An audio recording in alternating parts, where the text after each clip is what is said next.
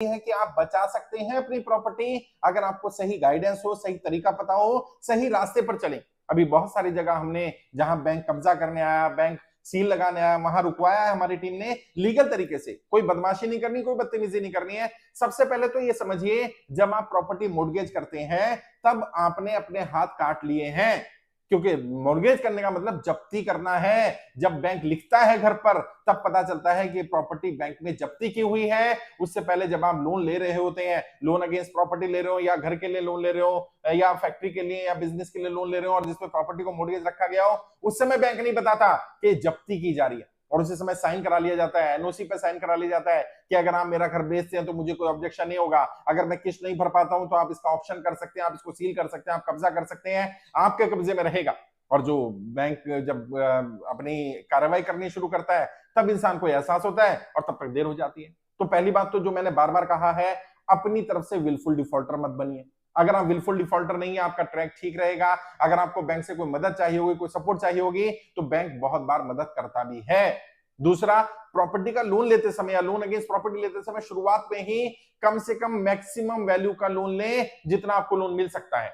ऐसा नहीं कि 1 करोड़ की प्रॉपर्टी और 10 लाख का लोन लेकर के बैठ गए, बैंक आराम से दे देगा, और ऐसी प्रॉपर्टी के डिफॉल्ट होने के बाद बहुत ज्यादा चांसेस होते हैं कि बैंक उसको कब्जा कर ले, क्योंकि बैंक को ज्यादा वैल्यू मिल रही है। अगर आपका आउटस्टैंडिंग 10 लाख 15 लाख रहेगा, उसमें बेच देगा बैंक। और कई जगह तो ऐसा हुआ, 1 करोड़ की प्रॉपर्टी 15 लाख में बेच देगी, 25 लाख आउटस्टैंडिंग था और 10 लाख और मांगे जा रहे हैं।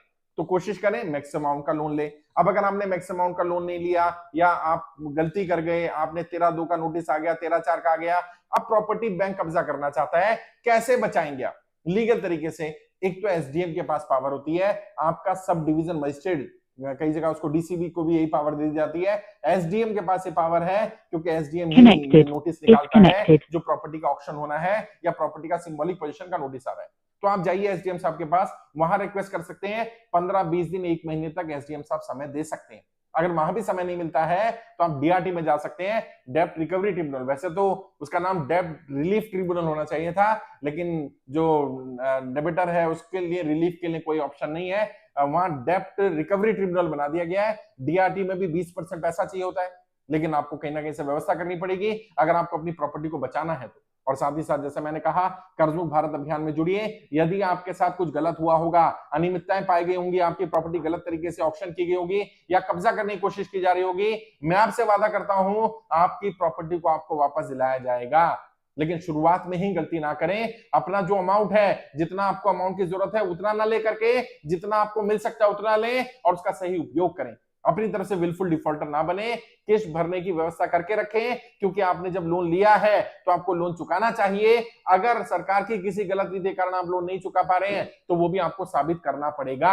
अगर आप कहते हैं नोटबंदी के कारण दिक्कत आई, जीएसटी के कारण दिक्कत आई, लॉकडाउन के कारण दिक्कत आई, तो क्या दिक्कत आई? आपका व्यापार बंद हुआ, नौकरी छूटी, जो भी समस्या आई है उस समस्या के बारे में बताइए और क्या मदद चाहते हैं। हम ज्यादातर समय पर कोशिश करते हैं समय मिल जाए, और बहुत बार जब प्रॉपर्टी सील हो रही होती है या प्रॉपर्टी के ऊपर कब्जा किया जा रहा होता है, व्यक्ति भी यही चाहता होता है कि उसे समय दे दिया जाए।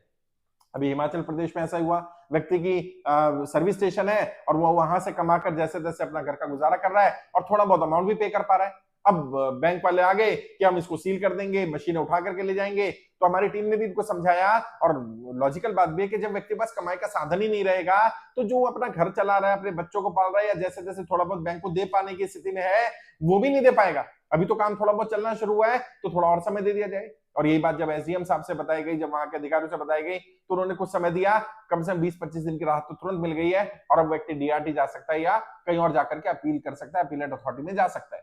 कोशिश करें उस स्टेज तक ना आने दें। मैंने बार बार कहा है, जब आपकी प्रॉपर्टी मॉर्गेज है तो वो स्टेज ना आए कि आपकी प्रॉपर्टी ऑक्शन हो जाए, सिंबॉलिक पोजीशन हो जाए। 13(2) के नोटिस को सीरियसली लेना है, 13(4) के नोटिस को सीरियसली लेना है। जब आपका अकाउंट एनपीए हुआ तब भी बैंक ने नोटिस भेजा होगा, उस नोटिस को भी सीरियसली लेना है। कोशिश करें आपका अकाउंट एनपीए ना हो, और अगर एनपीए हो जाता है उसको एनपीए से निकालने की कोशिश करें। अगर आपका अकाउंट एनपीए नहीं होगा या रेगुलर अकाउंट चल रहा होगा तो बैंक बहुत सारी सुविधाएं दे सकता है। मैं भी मदद कर सकता हूं, मेरी टीम मदद कर सकती है, बहुत सारे विकल्प आपके पास रहते हैं।